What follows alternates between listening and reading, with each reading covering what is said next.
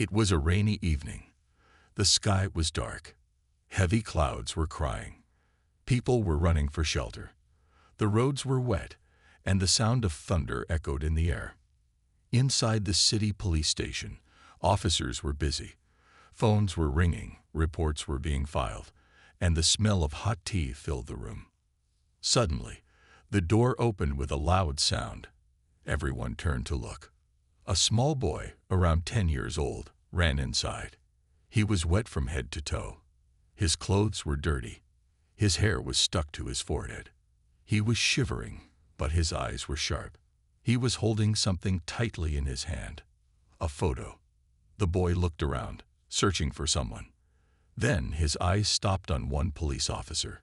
The officer was sitting at his desk, writing something. The boy ran straight to him. "Dad," the boy shouted. The entire police station went silent.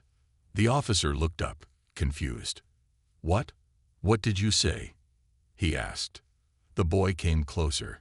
His lips were shaking, but his voice was strong. "You are my dad. My mom told me before she died." Everyone in the room stopped what they were doing. Some officers stood up. Others just stared. The officer stood up slowly. He looked at the boy carefully. He had never seen him before. "Listen, kid, I think you're mistaken. I don't have a son." But the boy didn't move. He opened his hand and showed the photo. "This is you and my mom. Look, this is you holding her hand. You were young. She said you left before I was born. But she told me your name. I found you. You are my dad." The officer took the photo with shaking hands. He looked at it, and his face changed. It was an old picture, faded and bent from the edges. In the photo, he was standing with a woman. They were smiling. Her eyes, her face, everything came back to him. His hand dropped. He slowly sat back down, staring at the photo. The boy was still standing there, breathing fast. "What's your name, son?" the officer asked. "Ayan. My name is Ayan." The officer's face went pale. That was the name he and the woman once thought of, if they ever had a son. A young female officer stepped forward. "Sir, should we take the boy in? Maybe to the Lost and Found Child unit?" But the officer raised his hand. "No, I'll talk to him first. Bring him some dry clothes and tea." The officer took Ayan into the private room. They sat across from each other. The boy wrapped in a towel, holding the cup of tea with small hands. "Tell me everything, Ayan," the officer said, his voice softer now. Ayan started telling his story. He lived in another city with his mother. She was a single parent. She worked hard to take care of him. She never told him about his father. But one day, she fell sick. On her last day, she held his hand and said, "Your father is a good man. He is a police officer. His name is Arman. Go find him. He will protect you." After her death, Ayan lived with neighbors for a while. Then he ran away. He used the name, searched the internet, and finally found a police station in this city with Officer Arman. So he came, alone. The officer's eyes were wet, but he didn't let tears fall. He looked at the boy's face, the same eyes as the woman in the photo, the same small nose, the same look. Could this really be his son? His heart said yes. His mind said wait. "Do you have any other proof? Anything else?" the officer asked. Ayan shook his head. "Just this photo. And my mother's words. That's all I have." The officer stood up and walked to the window. Rain was still falling, but inside him, something had started to change. He had memories of love, of youth, of leaving someone behind because of fear and family pressure. He thought he moved on, but maybe life had returned to knock on his door. He turned back to Ayan and said softly, "You will stay here tonight. You are safe. I will find the truth. And if you are really my son, I won't let you go again." Ayan looked up. His eyes had hope. For the first time in many days, he smiled. But outside the room, whispers had started among the officers. Who was this boy? Was he really telling the truth? And in Officer Armin's heart, a storm was rising. He had questions, regrets, and maybe a second chance. It was late at night. The police station was quiet now. Most officers had left. Only a few were working the night shift. Officer Armin sat alone in his office, staring at the old photo. The boy, Ayan, was sleeping on a small bed in the next room. A warm blanket covered him, but his face looked tired, like someone who had walked too far to find something he had lost. Armin held the photo tightly in his hand. He couldn't stop thinking. That woman, her name was Sarah. He had loved her once, a long time ago. She was kind, strong, beautiful. They met in college. She dreamed of becoming a teacher. He wanted to become a police officer. They were in love, but love wasn't enough. His parents never accepted her. She was from a different religion, a different city. They said, "Forget her. Think about your future. Think about your career." And one day, he left, without saying goodbye. He thought she would move on. He thought he did the right thing. But now, a child had walked into his life, calling him Dad. The next morning, Armin called his friend, Dr. Raza, who worked at a private clinic. "Can you run a DNA test for me?" he asked. Dr. Raza was surprised. "For what?" "There's a boy. I need to know if he's my son." Dr. Raza agreed. He told Armin to bring the boy in the evening. Later that day, Ayan woke up. He looked confused at first, then smiled when he saw Armin bringing breakfast. "Good morning," Armin said gently. "Good morning," Ayan replied with a shy smile. "Are you hungry?" Ayan nodded. They sat down and ate together. It was quiet, but peaceful. For a moment, it felt like a real father and son sitting at the table. But Armin knew emotions were not enough. He needed truth. He needed proof. After breakfast, Armin said, "We are going to meet a doctor. He will just take a small test. It won't hurt." "Okay." Ayan looked scared. "Am I sick?" "No," Armin said quickly. I want to make sure that you're really my son." Ayan looked down. "You still don't believe me?" Armin felt a pinch in his heart. "I want to believe you. I really do. But this is important. Just trust me, okay?" Ayan nodded slowly. That evening, they went to the clinic. The test was quick, just a cheek swab. Ayan sat still, holding Armin's hand. Dr. Raza said, "The results will come in 2 days." As they were leaving, Ayan looked up and asked, "If I'm not your son, will you send me away?" Armin stopped walking. He looked into the boy's eyes filled with fear. "I don't know," Armin whispered, "but I hope. I really hope you are." Back at the police station, things were changing. Officers were talking behind Armin's back. Some said the boy was lying. Others said Armin was hiding something. The chief called him into the office. "Who is that boy?" he asked. "Why is he here?" Armin explained everything. The chief listened, then said, "Be careful, Armin. This could become a big issue. If the media finds out, if it's not true, your career could be in danger." "I understand, sir," Armin said. But in his heart, he felt torn between duty and emotion. That night, Armin found Ayan sitting alone by the window. The rain had stopped. The moon was out. "You can't sleep?" Armin asked.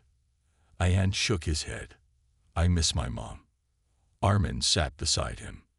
"What was she like?" he asked softly. "She used to sing for me when I was scared. She made the best tea. And she never shouted at me. She used to say I was brave like my father." Armin smiled sadly. "She was right," he said. "You are brave." Ayan looked up. "Do you think she's watching us now?" "Yes," Armin said. "And I think she brought you to me." They sat in silence. For the first time, it didn't feel awkward. It felt right. 2 days later, the DNA report arrived. Armen opened the envelope with shaking hands. His eyes scanned the paper. Then, his hands dropped. His face turned pale. He whispered one word. "He's my son." Outside the room, Ayan was waiting. Armen walked to him, knelt down, and hugged him tightly. "You were right," he whispered. "You are my son." Ayan hugged him back. "I knew it." Tears fell silently from both their eyes. But just when everything felt perfect, a loud voice came from the door. "We are from Child Protection Services. The boy must come with us." Armen stood up quickly. "What? Why?" "He has no legal guardian. You are not registered as his father. Until proper papers are submitted, he must stay with the state." Ayan looked scared again. "Please don't take me away. Dad, please." Armen clenched his fists. This wasn't over. He had found his son. And now, he was ready to fight for him. The cold wind blew outside the police station as the officers from Child Protection Services, CPS, stood at the door. Officer Armen was shocked. His hands were still holding the DNA report. His mind was not ready for this. One CPS officer said, "Sir, we understand this is emotional, but we must follow the law. Until we confirm legal custody, the child will stay at the foster center." Ayan grabbed Armen's arm tightly. "Don't let them take me, Dad. Please." Armen looked down at his son. Yes, his son. The DNA test had confirmed it. There was no doubt now. "I just found him," Armen said to the CPS officer. "You can't take him away from me." The CPS officer replied calmly, "We understand, but this is temporary. You can file for custody in family court. Right now, he must come with us." Ayan started crying. "You promised me I'm safe here." Armen knelt down in front of Ayan. His own eyes were wet. He held his son's face gently. "You are safe, Ayan. I promise. This is not the end. I will bring you back. I swear." Ayan nodded slowly, but his small hands didn't want to let go. The CPS officers took Ayan away. The room felt empty now. Armen stood still, watching the car drive away with his son inside. That night, Armen couldn't sleep. He sat at his desk, looking at the photo again, the same one Ayan had brought. His mind was full of thoughts. He was angry at the law. He was angry at himself for leaving Sarah, for not knowing he had a son, for letting him go again. But now he had a chance to fix everything. He made a decision. He would fight for Ayan, no matter what it takes. The next morning, Armen met with a lawyer, a serious woman in her 40s named Advocate Faria. "I need custody of my son," Armen said. She looked through the DNA report and listened to the full story. "You have proof," she said. "That's good, but it won't be easy." "Why not?" Armen asked. "You were never part of his life. You left his mother before he was born. You didn't support them. The court may ask, why now?" Armen looked down. "Because I didn't know. And now that I do, I won't walk away." Faria nodded. "Then we'll file the case. But it may take weeks. You won't be allowed to meet him until then, unless CPS allows it." That was the hardest part. Days passed. Armen kept going to work like normal, but his heart wasn't in it. Every minute, he thought of Ayan. Was he sleeping well? Was someone taking care of him? Was he scared? Finally, one day, he received a letter from CPS. He was allowed one supervised visit, just for 30 minutes.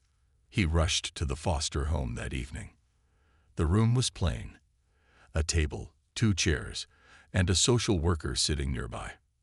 Then the door opened, and Ayan walked in. His eyes lit up when he saw Armen. "Dad," he shouted, running to him. Armen hugged him tightly. "I missed you." "I missed you too," Ayan said. "I don't like this place." "I know, son, but it's only for now. I'm doing everything I can." Ayan looked up. "Do you think the judge will let me stay with you?" Armin smiled. "I'll make sure of it." But then Ayan said something that shocked him. "Dad, a man came here yesterday. He said he's my uncle. He asked me many questions about you." Armin's eyes narrowed. What did he look like? Tall, beard, angry eyes. "I didn't like him. He said I shouldn't trust you." Armin's heart skipped a beat. He knew something was wrong. "Did he say his name?" Ayan shook his head. "No, but he had a tattoo on his hand. A snake." Armin's face changed. That tattoo, he had seen it before. It belonged to a man connected to a gang from his past cases, a gang involved in smuggling and human trafficking. Why was that man interested in Ayan? Was it connected to Sarah's death? He hugged Ayan again and whispered, "Don't talk to anyone unless I say it's safe. Understand?" Ayan nodded. "Yes, Dad." The 30 minutes ended too quickly. As Armin walked out of the foster home, his heart was heavy, but his mind was sharp. Something was wrong. This was not just a custody battle anymore. Now there was danger. Someone was watching Ayan, and Armin knew one thing clearly. He couldn't lose his son again. The sky was dark again. A storm was coming, not just outside, but inside Officer Armin's life too. After the short meeting with Ayan, he couldn't stop thinking about what the boy had said. A man with a snake tattoo, asking questions about him. It was not normal. Armin sat in his car outside the foster home, hands tight on the steering wheel. He knew that tattoo. Years ago, he had arrested a man from a dangerous gang. That gang had one rule: never forget, never forgive. Could this be revenge? Armin thought. But why go after Ayan? He needed answers, and fast. The next morning, Armin went to the crime records room. He asked his colleague, Officer Daniel, for help. "I need all files related to the Sarpanch gang, especially any member with a snake tattoo on his hand." Daniel raised an eyebrow. "What's going on, Armin?" "I can't say everything yet.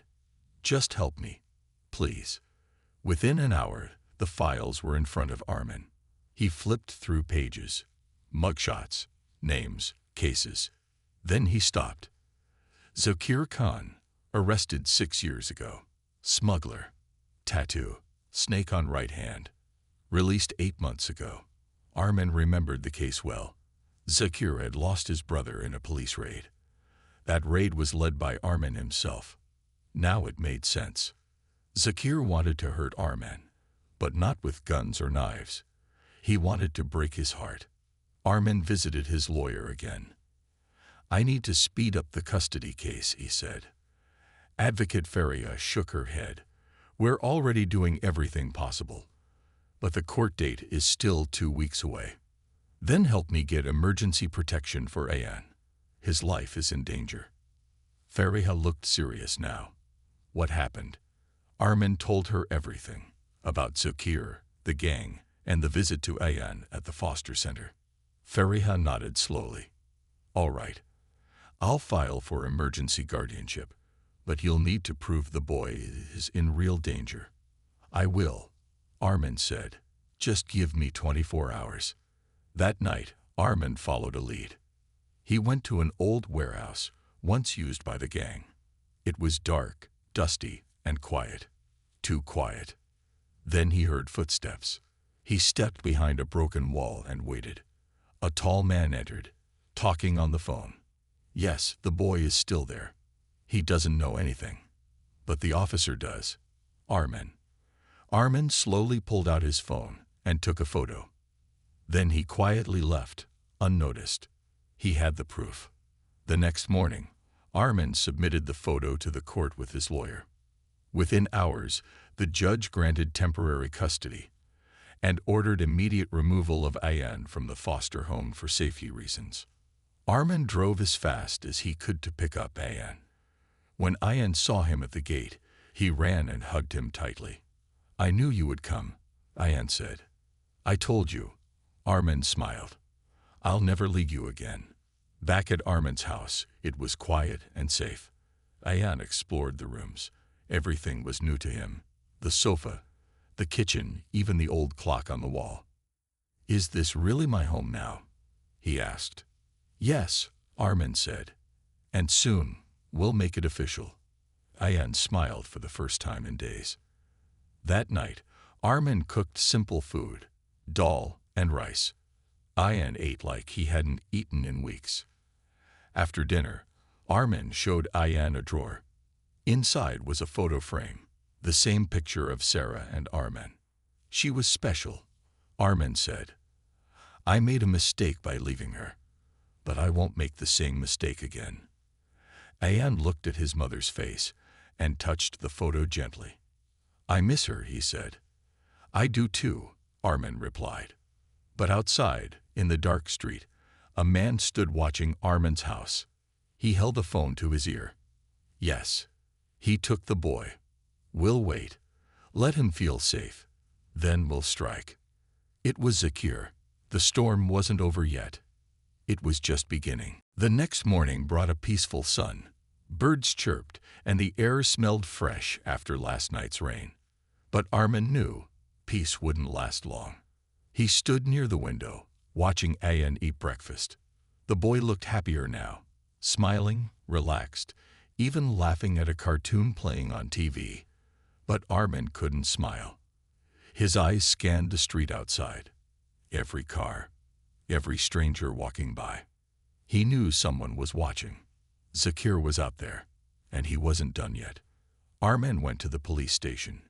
He met Officer Daniel again. "I need to place a watch on my street," he said. 24/7. I'll cover the cost if needed." Daniel frowned. "That's serious." "Yes. Zakir is planning something. I saw him last night near my house." "Then we'll help," Daniel said. "But you have to be careful. If something happens while Ayan is under your care, the court might take him away again." Armin nodded. "I'll protect him, even if I have to die doing it." Meanwhile, Ayan stayed home under the care of Fariha's assistant, a kind woman named Samina. She helped him with homework, made him snacks, and kept him company. But Ayan missed Armin. "Is he coming back soon?" he asked. "Yes, sweetie," Samina smiled. "He just went for some work." Ayan looked at the photo of his parents again.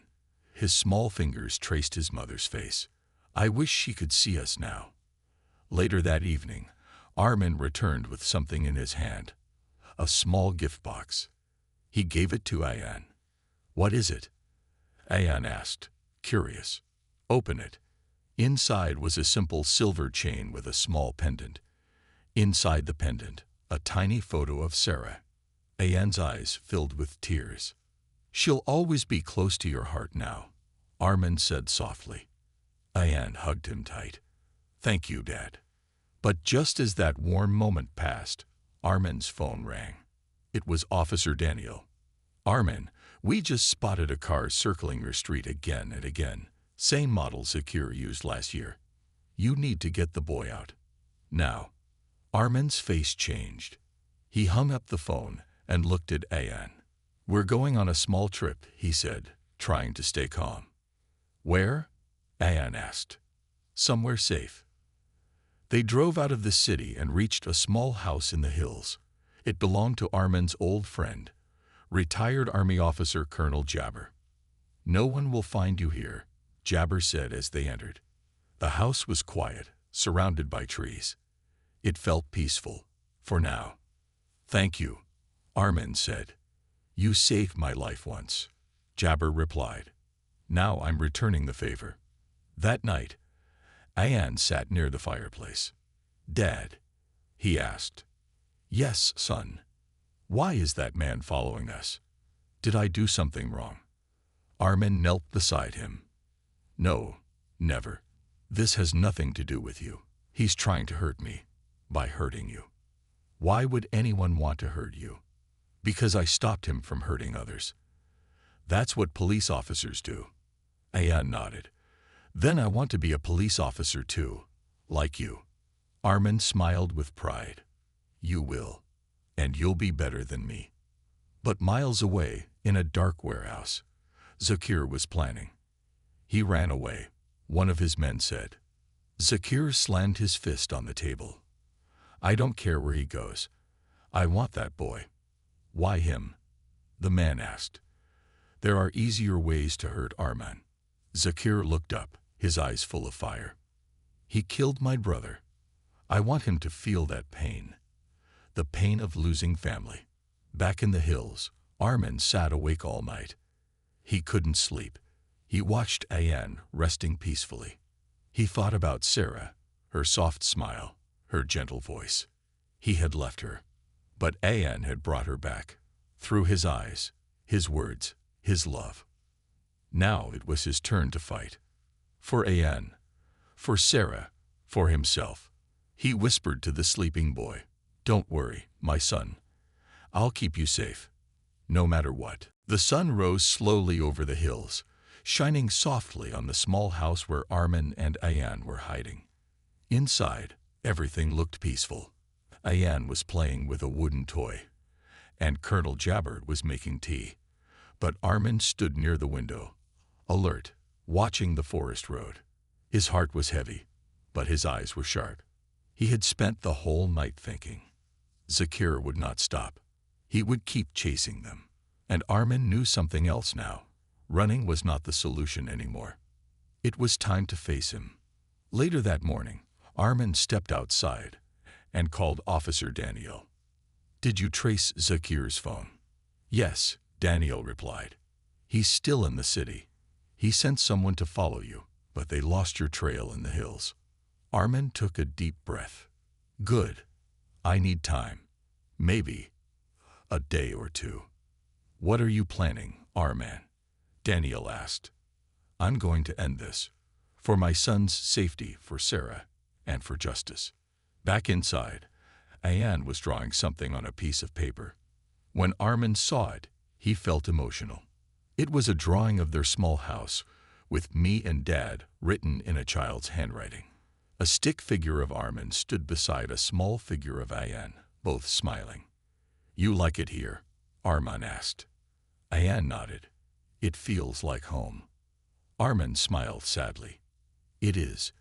And one day we'll stay here forever, without fear. But just as those words left his mouth, a sharp sound echoed from the forest. A gunshot.